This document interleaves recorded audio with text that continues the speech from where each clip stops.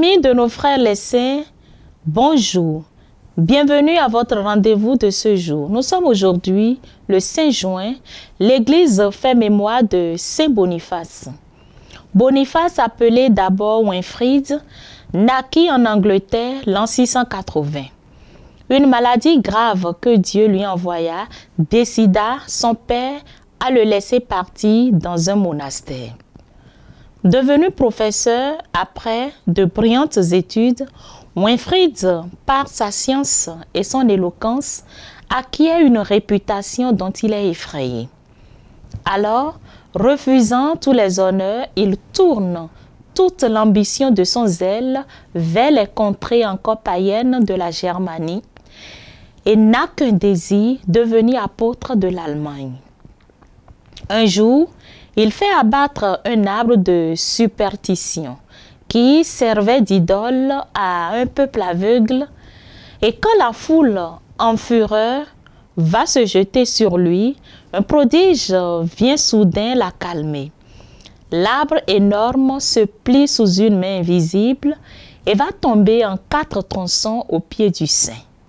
Le Christ avait vaincu. Des milliers de païens demandèrent de baptême. Un matin, Boniface se préparait à offrir le saint sacrifice quand une foule armée se précipite vers lui en poussant des cris sauvages. Son entourage court aux armes, mais Boniface sort de sa tente. « Cessez le combat, mes enfants, dit-il.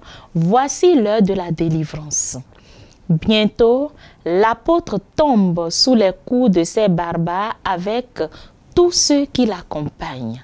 On le trouva criblé de blessures, tenant en main le livre de saint Ambroise, du bienfait de la mort. Après avoir traversé, en exerçant sa charité pour les âmes, la Lombardie, la Bavière et la Thuringe, il va se joindre à saint Willibrord, apôtre des frissons, mais il s'enfuit dès que celui-ci veut lui conférer l'épiscopat.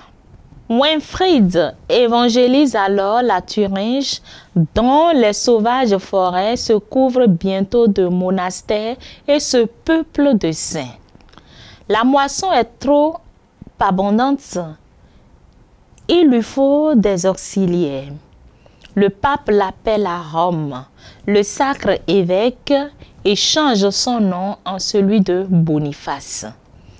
L'apôtre, secondé par de vaillants missionnaires, travaille avec plus d'ardeur que jamais à étendre le règne de l'Évangile. Ces saintes audaces sont bénies du ciel. Qu'à l'intercession de Saint Boniface, nous puissions tenir sans défaillance et proclamer par toute notre vie la foi qu'il a lui-même enseignée et dont il sut témoigner dans le martyre. Saint Boniface, priez pour nous. Prenez le rendez-vous demain pour un nouveau voyage avec nos frères les saints, si Dieu le veut bien sûr. Au revoir. Oh, tous les saints, priez pour nous. Oh, tous les saints, priez pour nous. Ô Seigneur, prends pitié. Oh,